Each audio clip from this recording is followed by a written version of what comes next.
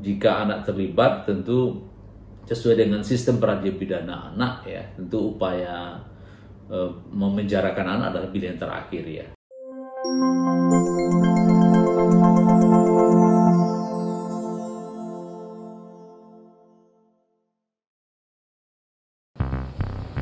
Pemain judo lain usia di bawah 10 tahun itu ada 2% dari pemain, totalnya 80.000 yang terlibat.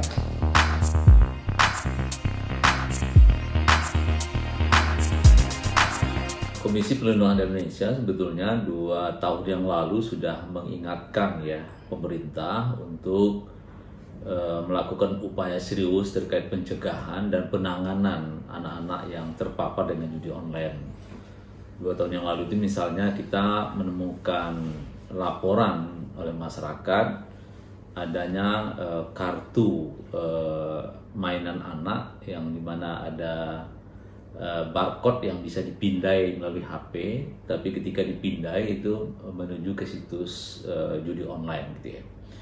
Nah, tentu data besar sekitar 80.000 ini data yang tidak sedikit saya kira, termasuk juga anak usia 10 sampai 20 tahun ya, yang ada sekitar 440.000. Karena bicara anak itu kan 0 sampai 18 tahun. Nah, saya kira lebih dari 80.000 berarti data di mana anak-anak menjadi target dari bandar judi online.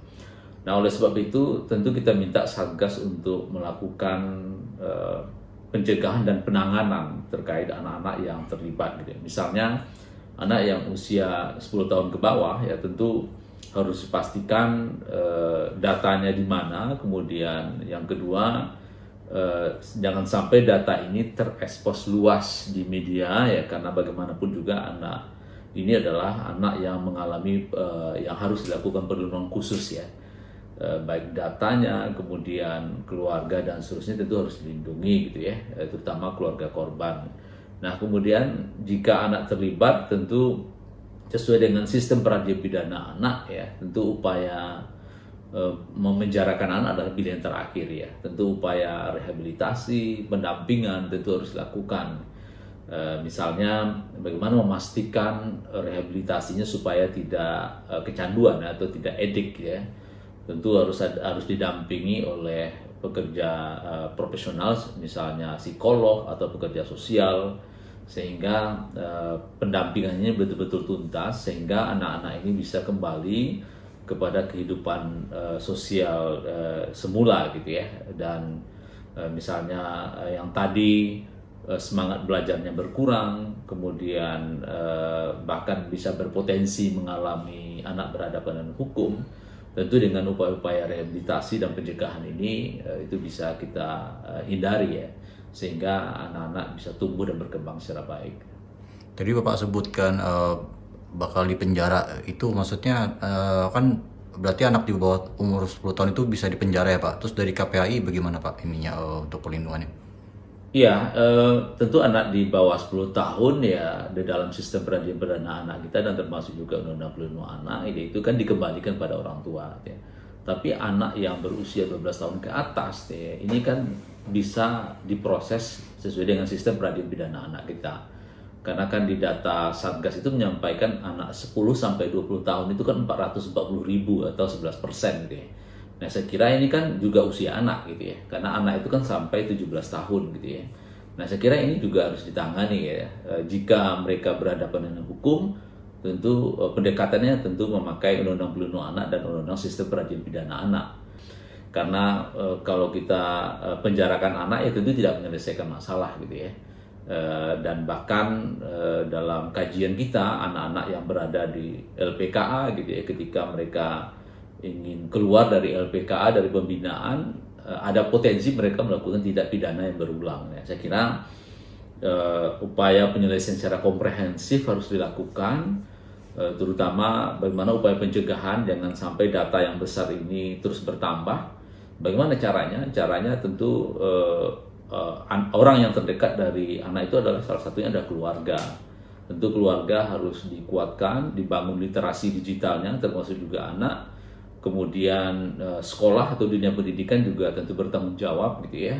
Karena kalau kita lihat dari 24 jam waktu anak gitu ya, dia misalnya berada di sekolah, berada di rumah, dan bahkan berada di media online gitu ya. Dan data menurut Asosiasi Pengguna Jasa Internet ya, dari 84,3 juta anak, 30 jutanya kan sudah berada di media sosial. Ini kan potensi yang sangat besar ya, menjadi sasaran dari bandar ya, terkait berbagai macam model dan modus ya, bisa melalui game yang berkembang kepada adanya situs judi dalam game gitu ya, melalui top up dan seterusnya gitu ya. Karena kan ada juga pertanyaan masyarakat ya, anak 10 tahun ke bawah itu kan belum punya KTP dan seterusnya.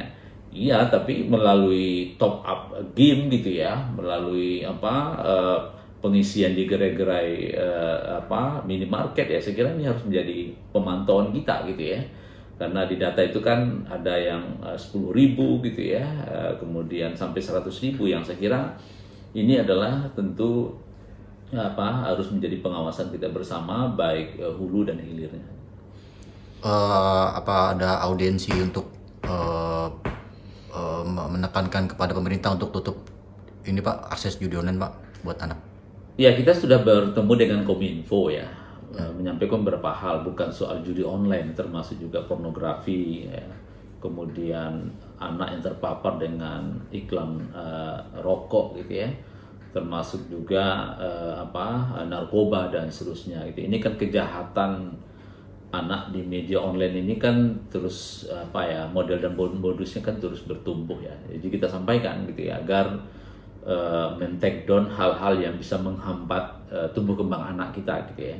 Kalau dia sudah menjadi pecandu judi online ya, tentu akan berpengaruh kepada misalnya semangat belajarnya, kemudian berpengaruh pada perilaku yang buruk ya, karena hasil jajan yang diberikan oleh orang tua kalau tidak cukup ya, pilihan salah satunya mungkin dia akan melakukan pencurian gitu ya. Dan ini tentu akan berdampak pada anak berhadapan dengan hukum gitu ya. Kemudian yang ketiga tentu ketidakjujuran anak gitu ya, tentu akan banyak hal-hal yang disembunyikan ya dari hal itu. Nah, kemudian kedua, kita juga sudah beraudiensi juga dengan dengan ketua PPATK ya, terkait bagaimana kerjasama ya, mungkin dalam waktu dekat ini kita akan MOU ya, terkait data-data baik itu aduan yang masuk ke KPAI maupun aduan ke PPATK terkait anak yang terlibat atau dilibatkan dalam transaksi yang mencurigakan, tidak hanya judi online, bisa terorisme, kemudian bisa pornografi anak gitu ya, yang jumlahnya cukup besar gitu ya, atau melalui pencucian uang dan seterusnya yang memakai data anak gitu ya. Jadi upaya ini terus kita komunikasikan, termasuk juga kementerian dan lembaga dan pemerintah daerah, kita melakukan pengawasan. Karena di samping soal penegakan hukum yang dilakukan oleh aparat hukum, hal yang sangat penting juga bagaimana anak-anak yang terlibat atau dilibatkan ini rehabilitasinya harus tuntas gitu ya, sehingga generasi emas yang menjadi harapan kita atau generasi unggul itu betul-betul bisa kita wujudkan gitu.